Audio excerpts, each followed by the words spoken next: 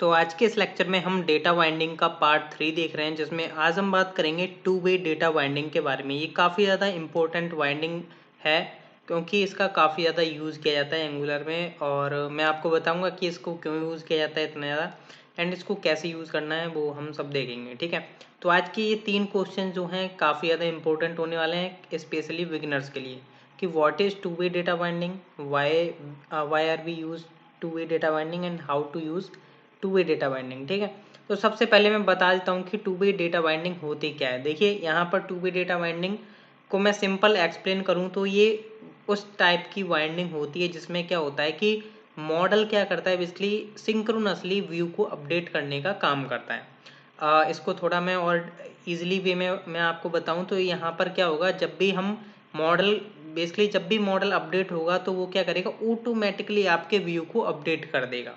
अब इसका जो एग्जाम्पल अगर आप देखोगे उसी की बेस पर आप समझ पाओगे कि प्रैक्टिकली हम इसको कैसे यूज़ कर रहे हैं टू वे डेटा बाइंडिंग को, एंड इसको क्यों यूज़ किया जा रहा है और इसको कैसे यूज़ करना है वो आपको मैं प्रैक्टिकली बताऊंगा। ठीक है, तो यहाँ पर मैं आपको दो एग्जाम्पल्स लेकर के चलूँगा। पहला जो एग्जाम्पल होगा वो आपका इनपुट के साथ मैं बाइंडिंग करके दिखाऊंगा इसकी। ठीक है, और सेकंड जो आपका होने वाला है वो आपका होने वाला है एक चेक बॉक्स के साथ बेसिकली आपका बाइंडिंग करके मैं यहाँ पर आपको दिखाऊंगा। ठीक है, तो ये दो एग्जांपल्स के द्वारा आपको क्लियर हो जाएगा कि टू वे डेटा बाइंडिंग होती क्या है। तो चलिए विदाउट वेस्टिंग टाइम मैं स्टार्ट कर लेता हूँ। तो यहाँ पर अभी हम जो है सिंपल हमारा जो एक बाय डिफॉल्ट जो कंपोनेंट है मैं जस्ट उसी के बारे में बात करूंगा।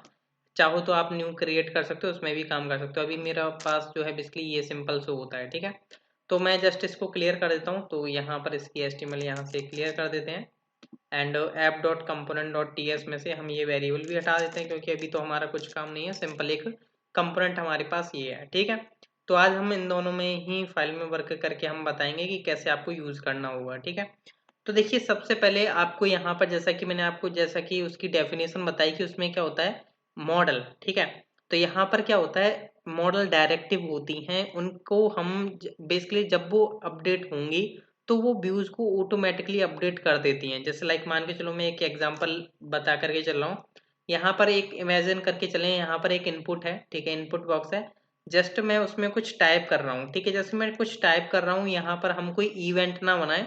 जैसे हमने देखा है कि ऑन की अप हो गया या की प्रेस हो गया, ठीक है, की डाउन हो गया, तो हम उनके ऊपर इवेंट लगा दें, देन उसकी वैल्यू हम कैच कर पाते हैं। ठीक है, तो यहाँ पर भी हम उस काम को इसके द्वारा कर सकते हैं। जैसे मान के चलो मेरा एक इनपुट होगा, मैं उसमें कुछ भी टाइप करूंगा तो वो साथ ही साथ मेरे को उसका डेटा जो है एक मेरे न्यू वेरिएबल में असाइन होकर के मैं अपने व्यू को शो करा सकता हूँ। ठीक है, तो चलिए मैं बताता हूँ कैसे यूज करना है। ठीक है, तो यहाँ पर हम यूज करेंगे एनजी मॉडल डायरेक्टिव। ठीक है, एनजी मॉडल डायरेक्टिव। ठीक है, ये basically model ng model directive का हम यूज करेंगे जब भी हमें two way data binding use करनी होती है। ठीक है, तो इसी का यूज करके हम बेसिकली अचीव कर पाएंगे अपने टू वे डेटा बाइंडिंग। कैसे अचीव कर पाएंगे, चलिए जैसा कि मैं आपको बता रहा हूँ, इनपुट का एग्जांपल लेकर के चल रहा हूँ, तो मैं इनपुट का एक एग्जांपल लेकर के चलता हूँ यहाँ पर। ठीक है, अब इनपुट टाइप आप यहाँ पर टेक्स्ट दो या मत दो, ऑटोमेटिकली बाय डिफॉल्ट टेक्स्ट ले ही लेता है। ठीक है, तो यहाँ पर हमें क्या यूज करना है, एनजी मॉडल। ठीक है, यहाँ पर मैंने जैसा कि डेफिनेशन में बताया कि हम मॉडल को बेसिकली मॉडल जब भी अपडेट होगा तो ऑटोमेटिकली व्यू को बेसिकली अपडेट कर देगा या सिंक्रोनसली अपडेट कर देगा, कुछ भी बोल सकते हो। तो यहाँ पर एनजी मॉडल हम जो है किसी भी बेसिकली अपने एलिमेंट पर लगा सकते हैं, जो भी आपके फॉर्म के एलिमेंट्स जो हो गए टैग्स। ठीक है, जैसे आपका इनपुट टाइप टेक्स्ट हो गया, चेक बॉक्स हो गया, रेडियो हो गया, ठीक है, सभी पर आप लगा सकते हो। अब जैसे मैं यहाँ पर किस तरीके से लगाऊंगा, आपको बेसिकली स्क्वायर ब्रैकेट्स लगाने हैं एंड यहाँ पर आपको अपने सिंपल बेसिकली आपको पैरेंथेसिस लगाने हैं एंड यहाँ पर आप लिखें एनजी मॉडल। ठीक है, तो यहाँ पर आपको लिखना है एनजी मॉडल एंड इसमें आपको असाइन कर देना है आपको कोई एक वेरिएबल। अब देखिए यहाँ पर एरर आ रही है, इसका भी मैं समाधान आपको बताऊंगा क्योंकि मैं आपको प्रैक्टिकली जो एक्सप्लेन करने जा रहा हूँ यहाँ पर स्टेप बाय स्टेप बताऊंगा कि ये एरर क्यों आ रही है, इसका रीजन क्या है। ठीक है, बेसिकली ये बाय डिफॉल्ट आपको एरर देखने को मिलेगी और इस एरर को कैसे सॉल्व किया जाएगा वो भी मैं आपको बताऊंगा। ठीक है, तो यहाँ पर क्या होता है, जो एनजी मॉडल इक्वल के आगे जो हमने basically comma sorry inverted sorry क्या बोलते हैं, कॉलन लगा रखे हैं। सॉरी कॉलन क्यों, बेसिकली इन्वर्टेड, बेसिकली मेरे को समझ में नहीं आ रहा क्या बोल रहा है। बेसिकली इन्वर्टेड कॉमा लगा रखे हैं। अब यहाँ पर क्या होता है, बेसिकली मेरे को एक वेरिएबल प्रोवाइड करना होता है, ठीक है। तो यहाँ पर वेरिएबल हमें कैसे प्रोवाइड करना होगा, जैसे लाइक मान के चलो मैंने यहाँ पर एक मैं बाइंडिंग कर रहा हूँ, ठीक है, इसके साथ इनपुट के साथ मैं बाइंडिंग कर रहा हूँ इस इन्वर्टेड कॉमा के अंदर। बेसिकली मैं क्या करूँगा, यहाँ पर अपना कोई वेरिएबल पास करूंगा, ठीक है। वेरिएबल अभी देखिए मैंने यहाँ पर कोई बनाया नहीं, तो अभी हम क्या करते हैं, एक वेरिएबल बना लेते हैं। जैसे लाइक मान के चलो मैंने यहाँ पर एक वेरिएबल बना लिया मैसेज करके, ठीक है। इसका हम टाइप बता देते हैं कि इसका जो टाइप रहेगा वो रहेगा स्ट्रिंग, एंड यहाँ पर हमने इसका टाइप बता दिया स्ट्रिंग, और अभी फिलहाल में मैंने इसको एम्प्टी स्ट्रिंग रख दी, ठीक है। आप चाहो तो कुछ भी रख सकते हो, अभी आपको बताऊंगा धीरे धीरे क्या रख सकते हो आप इसमें। अब मैं क्या करूंगा, वो मैंने यहाँ पर वेरिएबल जो है यहाँ पर मैंने पास कर दिया, ठीक है। अब ये एरर क्यों आ रही है, इसका मैं आपको कारण बता देता हूँ। देखिए यहाँ पर जब भी आप एनजी मॉडल का यूज कर रहे हो, तो आपको यहाँ पर जो बेसिकली फॉर्म मॉड्यूल है, फॉर्म मॉड्यूल जो पैकेज है उसको इंपोर्ट करना होगा अपने app.module.ts के अंदर, ठीक है। तो यहाँ पर आ जाइए आप अपने app.module.ts के अंदर, ठीक है। यहाँ पर अब आपको करना क्या है, इस फाइल के अंदर आने के बाद तो यहाँ पर आपको इंपोर्ट करना है। इंपोर्ट क्या करना है, फॉर्म्स मॉड्यूल पैकेज, ठीक है। तो इसको इंपोर्ट करने के लिए हम यहाँ पर सबसे पहले किस तरीके से निकालेंगे वो आप देख लो।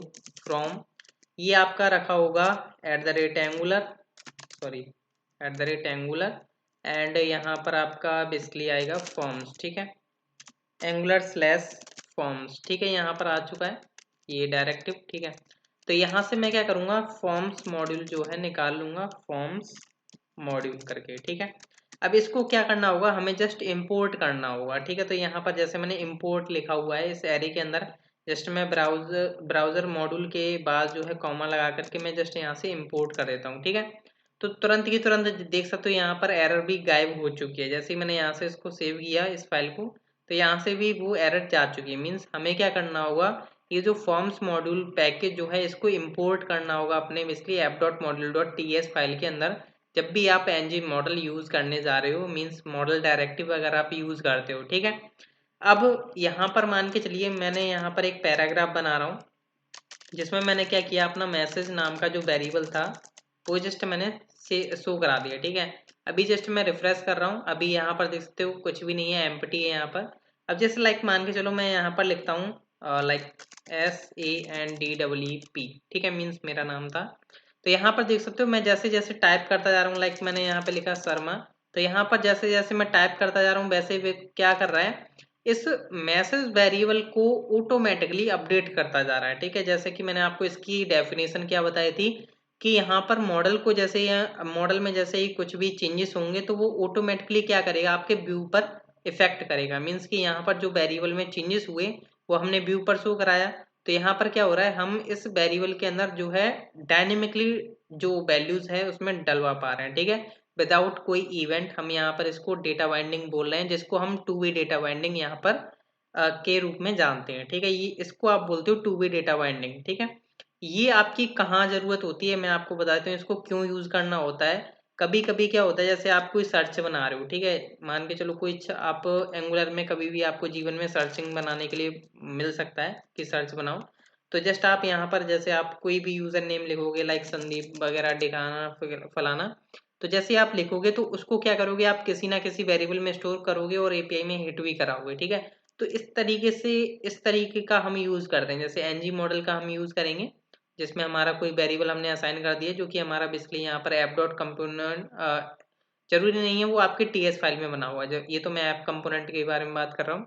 वो आपके टीएस फाइल में हमने बना करके रखा होगा वेरिएबल, जिसको हम अटैच कर देंगे अपने एनजी मॉडल के अंदर असाइन कर देंगे, ठीक है। तो ये क्या करेगा, मैं ये बेसिकली मैंने आपको शो कराने के लिए शो कराया था यहाँ पर बेसिकली मैसेज को। ये क्या कर रहा है, ऑटोमेटिकली बेसिकली आपके सिंक्रोनसली आपके वेरिएबल में असाइन करता जा रहा है जो भी वैल्यू हम यहाँ पर इसके अंदर डाल रहे हैं। मीन्स ये क्या कर दिया हमने, 2 वे डेटा बाइंडिंग कर दी। मीन्स एक इनपुट से हमने एक वेरिएबल को एज अ कनेक्ट कर दिया कि जिसमें हम कुछ भी टाइप कर रहे हैं वो उसमें वेरिएबल के अंदर वैल्यू जा रही है, ठीक है। अब बाय द वे मान के चलो यहाँ पर आप चाहते हो कि कुछ डिफॉल्ट वैल्यू, जैसे मैंने यहाँ पर लिख दिया संदीप नेम, इसमें ऑलरेडी आए, ठीक है, इनपुट के अंदर। जस्ट मैं यहाँ पर रिफ्रेश कर रहा हूँ, देखिए बेसिकली यहाँ पर बाय डिफॉल्ट वैल्यू क्या आ रही है, संदीप। अब लाइक जैसे लाइक मैंने लिखा संदीप शर्मा, तो यहाँ पर जो बाय डिफॉल्ट वैल्यू आएगी वो आएगी संदीप शर्मा। ए नहीं लगा तो उसमें कोई बात नहीं है। बट आपको समझ में आ रहा है ना कि जैसे मैं इसको कट करता हूँ तो अब यहाँ से ये मेरा वेरिएबल भी अपडेट हो रहा है, ठीक है। तो टू वे डेटा बाइंडिंग में हमने देख लिया कि कैसे हम यहाँ पर बेसिकली अपने मॉडल को जैसे ही हम अपडेट कर रहे हैं तो उसके साथ हमारा व्यू भी सिंक्रोनसली अपडेट हो पा रहा है, ठीक है, ऑटोमेटिकली अपडेट हो रहा है। इसको हम बोलते हैं टू वे डेटा बाइंडिंग। ये तो मैंने एक एग्जाम्पल के बारे में बात कर लिया। अब हम एक नेक्स्ट एग्जाम्पल के बारे में जान लेते हैं जिसमें हम क्या करेंगे, एक चेक बॉक्स बनाएंगे जिसको हम चेक और अनचेक करेंगे और उसके ऊपर हम देखेंगे कि कैसे हम to way data binding apply कर सकते हैं। तो उसके लिए मैं क्या करता हूँ, इस ऐप डॉट मॉड्यूल को हम क्लोज कर देते हैं क्योंकि इसमें हमने अपना काम कर लिया है। अब मैं आ जाता हूँ अपने app dot component dot HTML के अंदर, ठीक है। सबसे पहले मैंने एक इनपुट बनाया, ठीक है, जिसका मैंने टाइप रख लिया लाइक चेक बॉक्स करके, क्योंकि हम चेक बॉक्स के एग्जाम्पल के बारे में बात कर रहे हैं। अब देखिए यहाँ पर भी मैं two way data binding use करने वाला हूँ, तो यहाँ पर भी मैं एनजी मॉडल यूज करूंगा। तो मैं जस्ट स्क्वायर ब्रैकेट लिखूंगा और यहाँ पर मेरे पैरेंथेसिस और मैंने यहाँ पे लिखा एनजी मॉडल, ठीक है। अब इसके अंदर मेरे को क्या करना होगा, कोई एक वेरिएबल असाइन करना होगा, ठीक है। अभी यहाँ पर देखिए मैं बात कर रहा हूँ चेक बॉक्स और चेक बॉक्स के चेकड और अनचेक्ड के बारे में, ठीक है। तो यहाँ पर मैं क्या करता हूँ, एक वेरिएबल ले लेता हूँ यहाँ पर, जस्ट मैं इसको हटा देता हूँ क्योंकि अभी हमारा इसका कोई काम नहीं है इस वेरिएबल का। तो यहाँ पर मैं एक वेरिएबल बना लेता हूँ लाइक इज चेक्ड करके, ठीक है, इज चेक्ड। यहाँ पर बेसिकली ये बुलियन टाइप का रहेगा हमारा वेरिएबल, ठीक है। तो बुलियन हमने यहाँ पर इसका टाइप डिफाइन कर दिया है जिसको मैंने स्टार्टिंग में रख दिया फॉल्स, ठीक है। तो फॉल्स मैंने इसका कर दिया है लाइक जैसे मैं यहाँ पर इसको प्रोवाइड करता हूँ अपना इज चेक्ड, ठीक है। अब जैसे मैंने यहाँ से इसको सेव किया तो देखिए यहाँ पर आपका एक चेक बॉक्स बन के आ चुका है, ठीक है। लाइक मैं यहाँ पर कुछ टेक्स्ट भी लिख देता हूँ, लाइक मैंने यहाँ पे लिख दिया चेक मी या कुछ भी चेक्ड मी या चेक मी, ठीक है। तो यहाँ पर ये मैंने टाइप कर दिया। अब जैसे लाइक मैं यहाँ पर इसकी वैल्यू जो है जैसे लाइक ट्रू करता हूँ, ठीक है। तो जैसे मैंने यहाँ पर ट्रू किया इसको तो देख सकते हो ये ऑटोमेटिकली चेक्ड बता रहा है, ठीक है, क्योंकि हमने इसकी बाइंडिंग की हुई है। एनजी मॉडल का यूज करके हमने इसकी बाइंडिंग की हुई है। चेक बॉक्स का तो आपको पता ही है ये क्या करेगा, चेक बॉक्स को चेक्ड का ट्रू या फॉल्स करता है, ठीक है। तो हम स्टार्टिंग में इसको रख लेते हैं फॉल्स, चलो ठीक है, उसमें कोई बात नहीं है। तो अभी मैंने क्या किया हुआ है, इसको फॉल्स किया हुआ है क्योंकि हमने इसकी बाइंडिंग कर दी है अपने इसके साथ। अब मैं यहाँ पर क्या करता हूँ, दो बेसिकली पैराग्राफ्स में हम चेक करने वाले होंगे कि ये चेक्ड है या अनचेक्ड है, ठीक है। तो यहाँ पर देखिए आगे चल करके मैं आपको कुछ डायरेक्टिव बताऊंगा। फिलहाल में अभी हम एक डायरेक्टिव यूज करेंगे एनजीएफ, ठीक है, ठीक है। तो हम यहाँ पर यूज करेंगे हैशट्रिक एनजीएफ, ठीक है। ये भी एक डायरेक्टिव है, जिसके आगे एनजी लग गया तो ये मान लीजिए वो डायरेक्टिव है।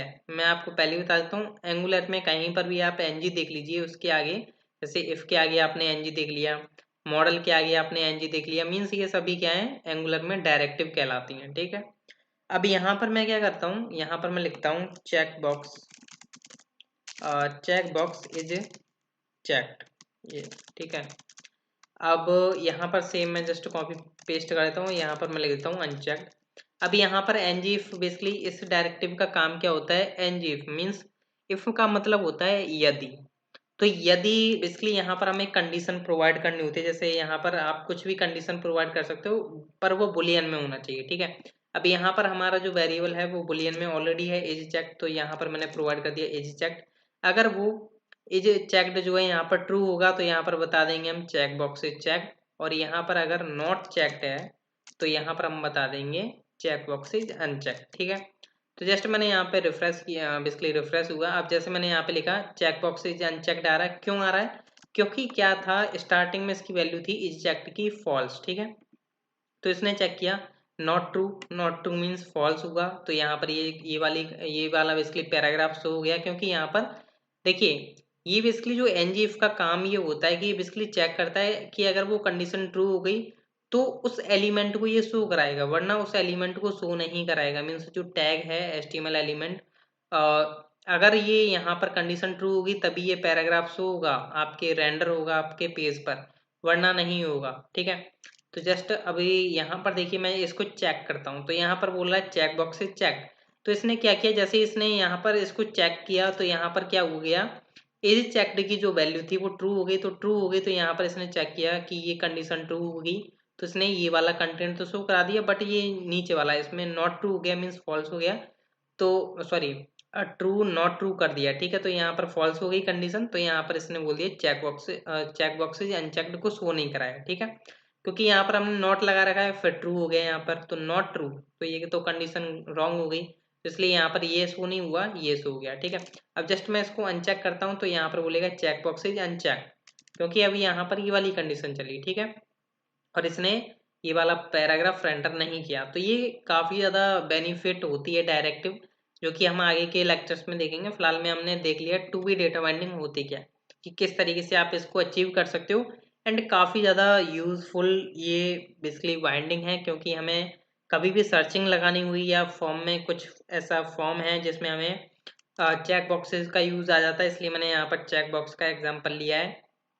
आपको ज़रूरत पड़ेगी ज़िंदगी में, ठीक है। एंड मतलब फॉर्म में हमें कहीं ना कहीं बेसिकली ये वाली डायरेक्टिव हमें यूज़ करनी पड़ेगी, एनजी मॉडल, जिसका यूज़ करके हम बेसिकली फॉर्म को फिलअप करा के अपने डेटा को हम सेंड करते हैं अपने फॉर्म के साथ, ठीक है। तो आई होप आपको अंडरस्टैंड हो चुका होगा टू वे डेटा बाइंडिंग है क्या। टू वे डेटा बाइंडिंग में आपको जस्ट क्या करना होता है, आपका जैसे मॉडल अगर आप यूज़ कर रहे हो एनजी मॉडल, जो कि बेसिकली डायरेक्टिव है, जब भी वो अपडेट होगी तो वो आपके व्यू को भी अपडेट कर देगी, जैसा कि यहाँ पर अभी आपने देखा कि हमारा व्यू भी अपडेट हो पा रहा था, ठीक है। सो गाइज मिलते हैं हम नेक्स्ट लेक्चर में, जो कि हमारी लास्ट वाइंडिंग रह जाती है, जिसको हम नेक्स्ट लेक्चर में देखेंगे और उसका हमारा फाइनल लेक्चर होने वाला है। Thank you.